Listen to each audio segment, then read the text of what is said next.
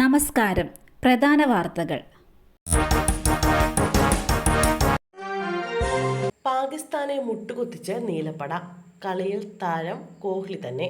ICC champion ട്രോഫിയിൽ പാകിസ്ഥാനെ തകർത്ത് ഇന്ത്യക്ക് കിടിലൻ ജയം. പാകിസ്ഥാൻ ഉയർത്തിയ 242 എന്ന ലക്ഷ്യം 4 വിക്കറ്റ് നഷ്ടത്തിലാണ് ഇന്ത്യ മറികടന്നത്. കോഹ്ലിയുടെ സെഞ്ചുറി നീലപ്പടയ്ക്ക് ഇരട്ടി മധുരമായി. 51ാം ഏകദിന സെഞ്ചുറി നേടിയ വിരാട് കോഹ്ലി 100 റൺസുമായി പട നയിച്ചപ്പോൾ 56 റൺസടിച്ച ശ്രേയസ് അയ്യരും 46 റൺസടിച്ച ശുഭ്മാൻ ഗില്ലും ഇന്ത്യക്കായി തിളങ്ങി. ക്യാപ്റ്റൻ രോഹിത് ശർമ്മ 20 റൺസെടുത്ത് പുറത്തായപ്പോൾ ഹർദിക് പാണ്ഡ്യ 8 റൺസെടുത്ത് മടങ്ങി. 3 റൺസുമായി അക്സർ പട്ടേൽ കോഹ്ലിക്കൊപ്പം വിജയത്തിൽ കൂട്ടായി. ജയത്തോടെ ഇന്ത്യ ചാമ്പ്യൻസ് ട്രോഫി സെമി ഉറപ്പിച്ചപ്പോൾ പാകിസ്ഥാൻ സെമി കാണാതെ പുറത്താകുന്നതിൻ്റെ വക്കിലായി. അത്ഭുതങ്ങൾ സംഭവിച്ചാൽ മാത്രമേ പാകിസ്ഥാന് ഇനി സെമിയിലെത്താൻ കഴിയുകയുള്ളൂ. ഓടിക്കൊണ്ടിരുന്ന കാറിന് തീപിടിച്ചു. കുടുംബത്തിന് അത്ഭുത രക്ഷ. വയനാട് മാനന്തവാടി പാൽച്ചുരത്തിൽ ഓടിക്കൊണ്ടിരുന്ന കാറിന് തീപിടിച്ചു. രാത്രി 8 മണിയോടെയാണ് സംഭവം. കണ്ണൂരിൽ നിന്ന് വരികയായിരുന്ന കാറിനാണ് തീപിടിച്ചത്.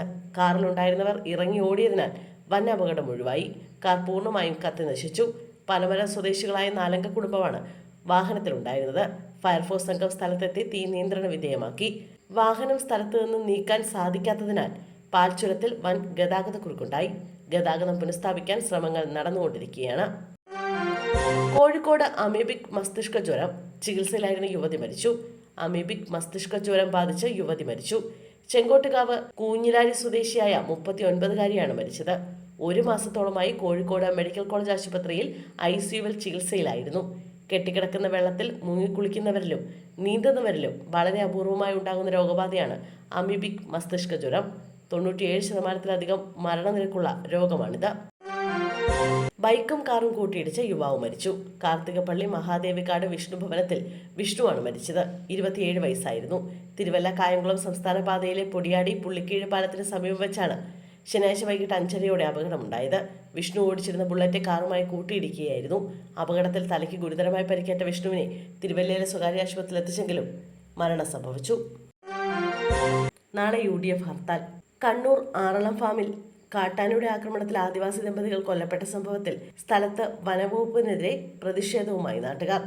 കളക്ടർ വരാതെ മൃതദേഹം മാറ്റാൻ അനുവദിക്കില്ലെന്ന നിലപാടിലാണ് നാട്ടുകാർ. സണ്ണി ജോസഫ് MLA ഇടപെട്ടിട്ടും നാട്ടുകാരുടെ പ്രതിഷേധത്തിന് പരിഹാരമായില്ല. ആനയെ വെടിവെച്ച് കൊല്ലണമെന്നായിരുന്നു സണ്ണി ജോസഫ് MLAയുടെ പ്രതികരണം.